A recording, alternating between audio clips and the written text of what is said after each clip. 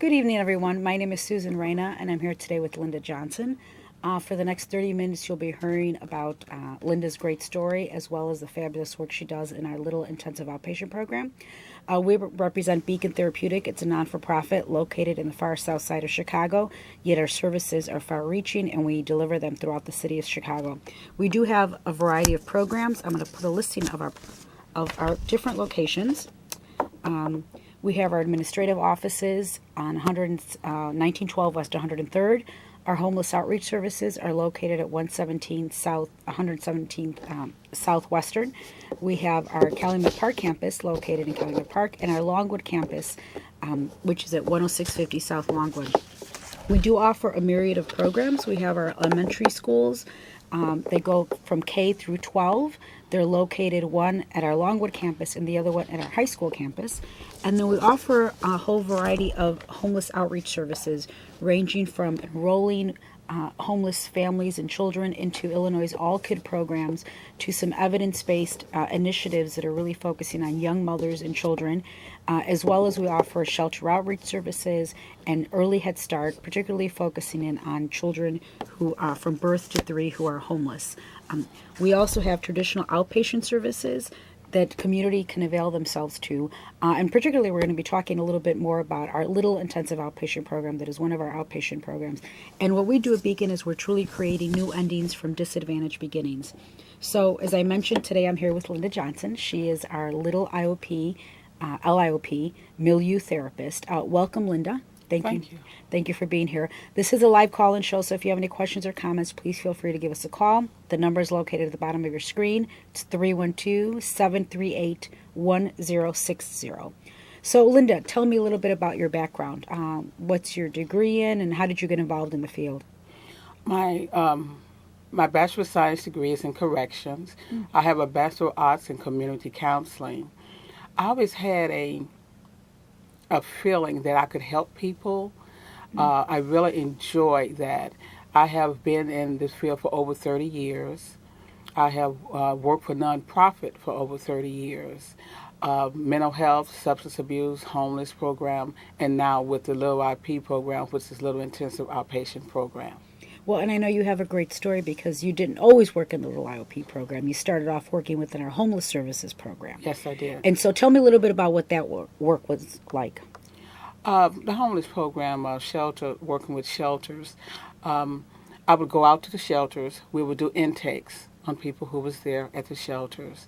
We provided groups, counseling groups, also groups to help them to manage their money. Parenting groups, especially these are very young mothers who need information about correct parenting, special discipline. We will also refer them to our, psychologists or psychiatrists back at the main office. Case management, taking them to doctors, to stores, medical appointments for their children and also for themselves. Grocery shopping also. God, it sounds like a lot. So it's comprehensive services that you were providing there. And how long were you providing those services in the Shelter Outreach Services Program? For 2 years. For 2 years. For 2 years. And then what happened? One of my supervisors said, Linda, I think you'll work good with the children. And I was very excited about that because I had worked with adults the majority of my career. And that sounded very rewarding to me. So I was very anxious to get started working with the children.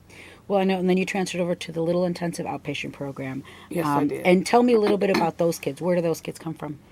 Our referrals come from the community. They come from, we have a lot of internal referrals from the other programs of Beacon.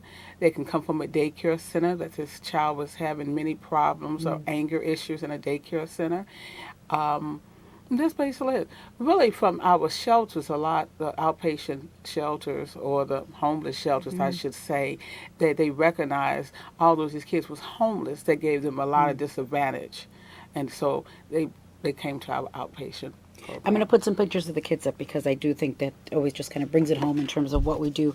Tell me a little bit about your role. You're a milieu therapist. What does that mean? A milieu therapist means that I work with 4 to 5 kids daily in a unit. We call it milieu, but it's like a small unit, helping them to find ways to manage their frustrations, learning how to work with kids in a group, a small group setting. We have structured activities that makes them feel comfortable and they know what's going on from day to day. Now, in terms of the structured activity, tell me, is there a typical day? What does a typical day look like? A typical day, they arrive by van, which is our Beacon Transportation Services, pick them up and bring them in.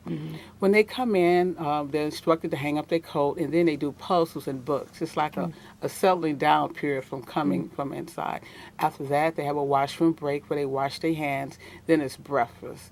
And we call breakfast life skills because they learn table manners. They learn how to eat with a fork and a spoon and how to open cartons of milk. After that, we do a circle group. They can talk about their day before, or we sing songs. They love the songs, special Itsy Bitsy Spider. Oh, that's so cute. So you get to sing along with them. Yes, I do. That's the best part of it, I bet. Yes, I do. Yeah. Not that we do gross motor activities. Now, in the summertime, we go to a lot of parks in the neighborhood, and they enjoy the walking there. We talk about the trees, what a stop sign is. And when the fall approaches, we have a playground on site, and they play there. And we do dance. They love to dance. And as the day progresses, we have lunch, we have relaxation time, we have other groups. What makes this different than like a preschool or a daycare center? What makes this program unique? Well, our basic functioning is not on educational, it's on socialization skills, preparing them for the future, how to manage their frustrations, how to go into kindergarten, be able to work with larger groups, to be able to express your feelings instead of hitting or kicking or biting when you're angry. All the traumatic things they have went through, we address those things. And I think that's what I was alluded to, because recognizing the kids in the program are clearly kids who have really been exposed to a significant amount of trauma. Yes. And clearly, you're not your average preschool teacher or daycare provider. You are someone who is highly skilled. And all the rest of the folks are highly skilled at running. So I know you're a credentialed professional. You have other masters trained social workers and psychologists that are running the program. Yes.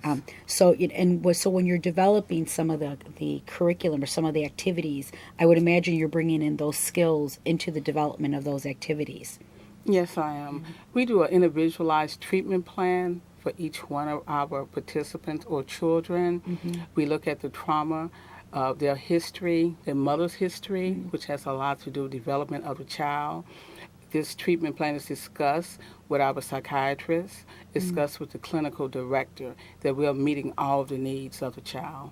Yeah, that's solid. I think when you're describing the input from the psychiatrist, what other types of support do you get in doing the work? Other supervision or consultation that's available to you? I have clinical rounds, which is a discussion with the psychiatrist weekly about the children that I work with. Supervision from my clinical director.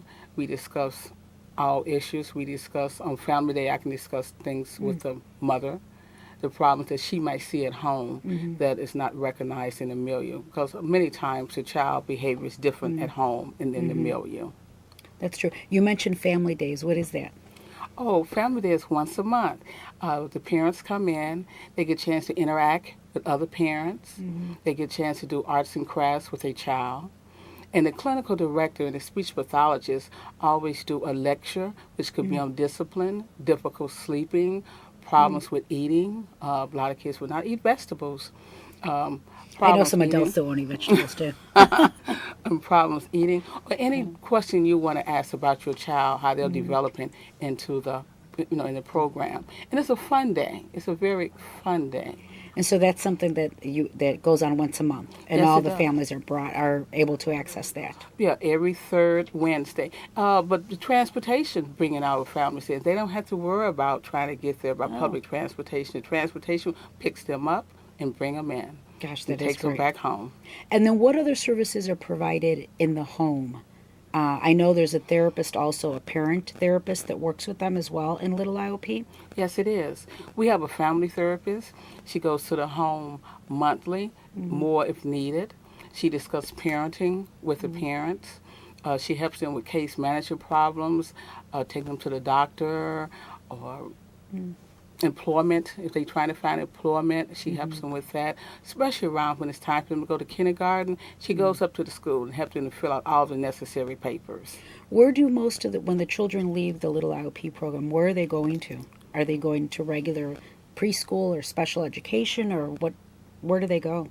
Fortunately, most of our children goes to preschool or kindergarten. Now, there's some who might have to go to special ed, but the number is very low because the therapists I work with, we work very hard to make sure they can enter kindergarten. Yeah, and that's really important. How does that transition go when they're ready to leave? We do a countdown calendar. We have a calendar, and each day we put an X on the day that is, until they know when the X's run out, it's time for them to leave. We have a party.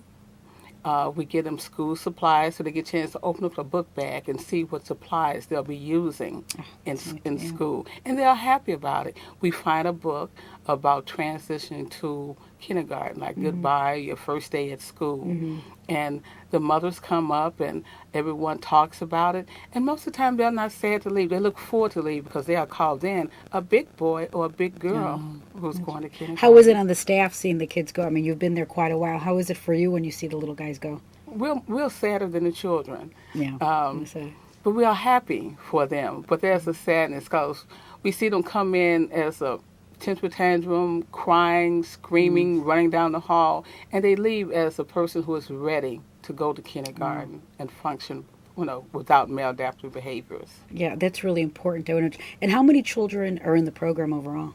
Between 20 and 22. Goodness. And then the classrooms or the units are no more, there's always, what's the ratio of children to adults? 4 to 5. Well, we also have foster grandparents that help us out with breakfast and take them to the bathroom. Yeah, I think there was a picture of one of them. I'm going to put some more pictures on the overhead. So what are the foster grandparents? There you go. Oh, she helps with the food, preparing the food at the table, taking them to the bathroom, making sure they wash their little hands. And sometimes when a child first starts the program, they are scared and they miss mommy, and so she can hold them and rock them and give them comfort. And many kids don't have access to a grandmother, and they are happy to say, "This is my grandmother," and we call them cute. and we call them grandmother. You call them grandmother.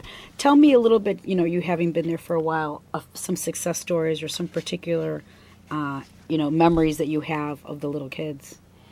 Oh, one little guy I remember when I first got there. He would come in every day, very angry, very upset. And he would say, "I want to talk to you." And we would talk, and he would tell me about some physical abuse that he had went through. Very sad physical abuse.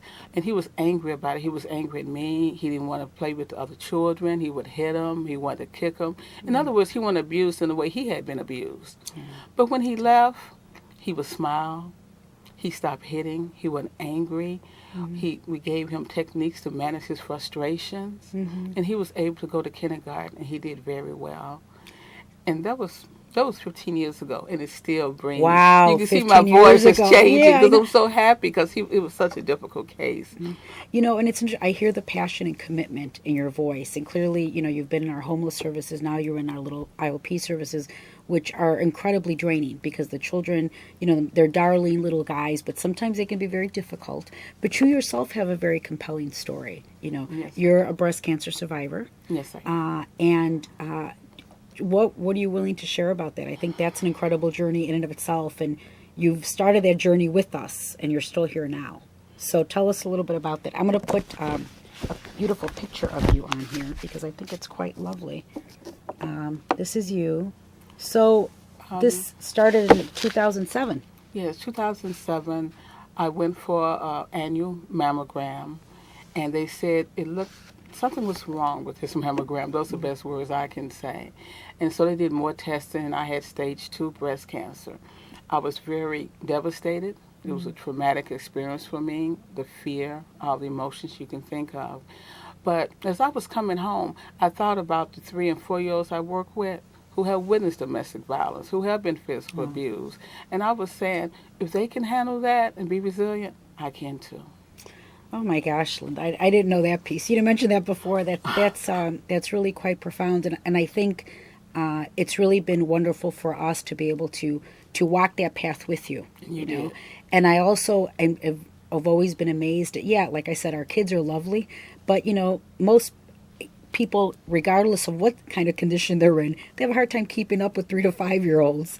But you've hung in there, and that's been amazing. What motivates you? I can. I worked with adults for many years, but working with kids, you can see the progress immediately almost. As I talked about coming in, being angry and fighting and even throwing chairs and biting, but in a couple of weeks or months, they're different. They don't bite, scream, and kick. They know how to manage their feelings. They know how to come to me and say, I'm upset, Miss Johnson, or he hit me, and I didn't hit him back. So the progress that I see working with children is so much different than working with adults. Not saying I didn't have any success stories with adults, but with kids, it's immediate almost, or a couple of weeks or the next day. And I'm very passionate about working with them because I can see that I'm producing someone to be, successful in our society. So you're paying it forward. You know that what you're doing now is going to pay back in the long. It's going to bring fruition in the long run. Yes. So now you've done some other kind of celebrity things, right? So here, I'll put some pictures here. So was this a fundraiser you did for breast cancer? Or Yes, it was. It was the Barbara Bates Foundation. And that's her, right? That's her. And she's a designer in Chicago working for many celebrities, and she's a breast cancer survivor also. Now, and this is a great picture. That's Sinbad. Oh yes, How great is that? he was our host, our celebrity host, and he helped family members that had breast cancer, and he's very passionate about raising money for breast cancer. So that's great. And so at this point, you've been healthy. You've been in remission. Yes. That's wonderful. Do you ever share those stories with the kids? Do the kids know your story? I think especially when I was going through chemo treatment, chemotherapy, I should say, I told them I wasn't feeling well. And they would, all of these kids was the tough little guys that would come and rub my hand. Oh. They would hold my hand. They want to touch my face because they wanted to know that I feel different since I was sick and going through this. Oh, but also there was compassion. They wanted to hug me. They wanted to say, "You'd be okay, Miss Johnson," and that meant a lot. The days I would come to work, I would be upset. Chemo, radiation, it's not easy. But to see them play, to see them grow, survive, no anger issues, it made a big difference for me to come to work. Because I forgot about all my issues at that time. Being there with them, that's pretty amazing. And I know you've had a team that's worked with you as well, in terms of your other colleagues. And, I know this year we had Mr. Cavus, one teacher who'd been there a very long time. He retired. Yes. So it's a new group of people. What other resources does Little IOP utilize? Of course, you have the therapist, the Milieu Therapist, but there's also a speech therapist? Yes, we have a speech therapist. If the child is in need of speech therapy, she provides that weekly. The ones who come in not even talking at all, they end up they talking before they leave. We have our child psychiatrist and our child psychologist. We also have a lady who comes in monthly who does fitness with our children. Yeah, and that's important because I know you said earlier the kids really like to dance, Yes. right? What kind of special activities go on during the holidays? We have we do a festivity for every holiday, but especially at Christmas time, we have Santa Claus come in, and we have gift giving. We give toys to the children from Santa Claus, and also we send bags of toys home for the family because many of them are unable to purchase toys for their kids. And I know that's very important. One of the things that we really try to do is making sure that the parents really feel that their children are getting, what they should be getting. And I think for the kids not feeling any different, because they're many times already very different. Yes. They may be in a shelter, or they may be, recently housed and really don't have the resources for those kinds of things. What kind of special skills do you feel that you have make you better able to do your job? I have been working for nonprofit organizations for over 30 years. I have worked with many different clientele, many different modalities or substance abuse, outpatient, inpatient, working with mom and child, especially kids who have been exposed to drugs before birth. I think this gives me a lot of compassion. I think one of my special skills most of all is patience and it's something you really have to have with small kids, and showing them that I care. A child understands when you care by your touch, by your hug, by your smile, and what you say to them. You're doing great. How do you deal when you get frustrated? I would tell them sometimes, many times, I'm upset. I'm upset with you.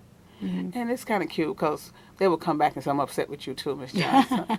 But I tell them I'm upset. Try to stay active after work, be involved in activities, having friends to share and talk about some frustrating times. As long as you just don't take it into the milieu, into the class. It's okay. Everyone gets frustrated, but you don't show your children that you work with that you are frustrated. Yeah, no, that's important, and I think that's maintaining your professionalism, which it sounds like you're describing. And you mentioned earlier the different types of support that's available. I would imagine that helps also. In being able to respond to these very challenging little kids, and I'll put some more pictures up of them because, again, I think they're just so much fun. So what kinds of activities? You mentioned, here's them eating breakfast, that looks like. So they're provided with breakfast and lunch. Yes. And do you find that they enjoy those things, or are they pretty picky eaters? Well, some picky eaters, but they really enjoy their breakfast and lunch. We also have snack. They get a snack midday, and with the foster grandparents who help them to open up their packages and talk to them during breakfast and lunch, they enjoy it. Taste this. Grandma eats this, Miss Johnson eats this, and so they get them to eat different types of foods and vegetables and fruits. And it's also a socialization time. Lunch is, as I had mentioned, life skills to understand table manners, but we talk during that time. We discuss the food during that time. This is the apple, this is the orange. What color is this? What color is this food? And so it's a happy time. So it's learning moments for them. Yes. What do you think are some of the things that make Little IOP unique? Well, it makes it unique because, we are a program within Beacon Therapeutic, and Beacon Therapeutic has been in existence for over 30 years. LIOP has been in existence for over 15, and we're the only program on the South Side that service kids on an inpatient basis. I'm trying to say on an inpatient. Well, a day, basis. like an outpatient basis, an outpatient basis from 3 to 5, yeah. But it's it evolved actually from an inpatient model, in terms of, but it's an intensive program similar to an inpatient, but they're only there 6 hours a day. Yes. Okay. And I think that when you mentioned that we're the only one on the South Side, that's true. We are aware that some hospitals have partial hospital programs, but they don't go as young as 3. No. So to be eligible for this program, what are some of the eligibility criteria? The ages of 3 to 6, and you are experiencing moderate to severe emotional and behavior problems at home or in the community, or you have been excluded from a daycare center or a preschool program because of the behavior. Okay. Well, it looks like we're running out of time. So, Linda, thank you very much for joining us. Thank you for sharing your story. I do want to do a quick shout out. This is our last show for the season, so I would like to do special thanks to Barbara, Tiffany, Steve, and Omari. And also, this is Jenny's last show. So we're very grateful for Jenny helping facilitate all of this for the past 4 years. It's been, right, Jenny? So thank you. And Linda, again, thank you very much. If you have any questions or further comments for Beacon, I am going to put our contact information on. Hopefully I will. Is it there? There you go. Sorry. Some contact information on Beacon. And if you have any questions or comments, please feel free to call us or check out our website, www.beacon-therapeutic.org. Thank you again, Linda. Thank you for having me.